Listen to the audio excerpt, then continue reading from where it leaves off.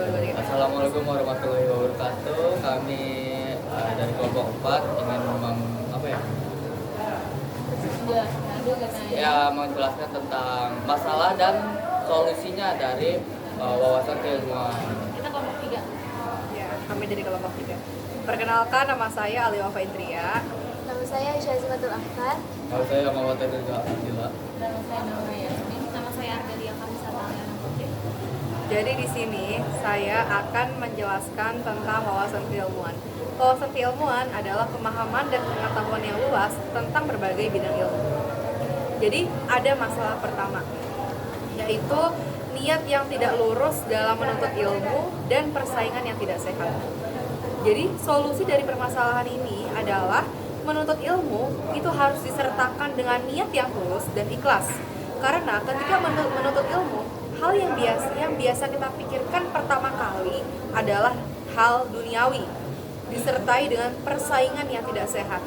Beberapa dari kita pasti pernah merasakan hal tersebut. Yang harus diperbaiki dari kondisi ini adalah memusatkan niat kepada Allah Subhanahu wa Ta'ala, karena ilmu yang kita peroleh sumbernya adalah dari Allah. Dan kita sebagai manusia hanya bisa menerapkannya di kehidupan sehari-hari. Jadi jangan sombong.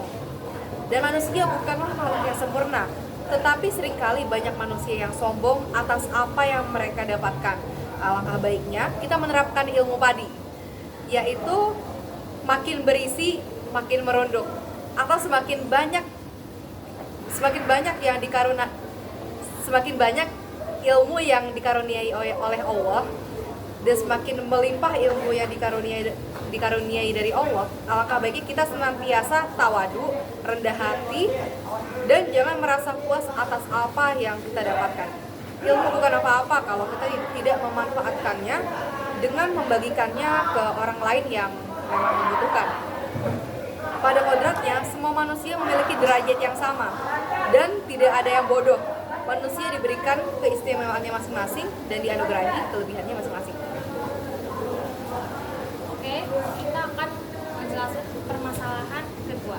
Permasalahan kedua yang kita ambil adalah keterbatasan pengetahuan.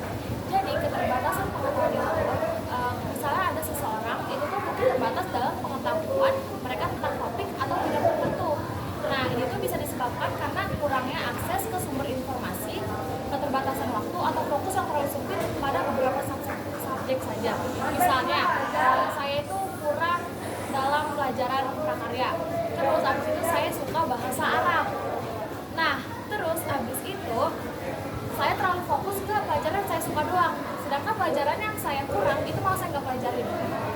Nah, jadi solusi yang harus kita lakukan adalah baca secara luas.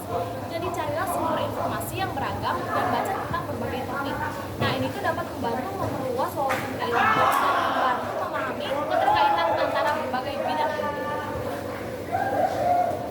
Oke, yang masalah yang ketiga itu ada ketidakmampuan menerapkan pengetahuan keilmuan dalam kehidupan sehari-hari. Jadi misalnya nih, saya habis setoran ayat Al-Quran tentang berbakti kepada orang tua. Nah, saya hanya menghafal ayat Al-Quran ini, tapi tidak bisa dipraktekkan secara langsung di rumah.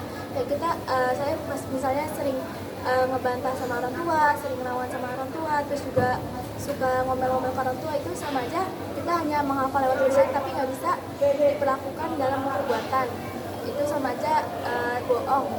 Nah, solusinya kita melakukan pelatihan keterampilan baik secara materi maupun di lapangan. Jadi kita solusinya itu praktekin langsung ke orang tua. Jadi amalan ilmu yang kita dapetin bisa diamalin langsung.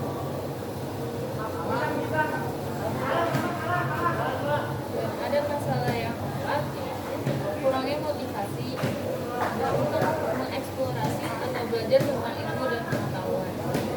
Biasanya tuh hal itu tuh dikarenakan oleh misalnya dia tuh nggak minat sama sesuatu. Nah, jadi gimana solusinya? Yaitu dengan menggalakkan program edukasi yang menarik yang nantinya akan membantu meningkatkan kesadaran akan pentingnya ilmu pengetahuan. Lalu yang terakhir adalah terfokus hanya pada aspek lokal sehingga kurangnya terhadap isu global.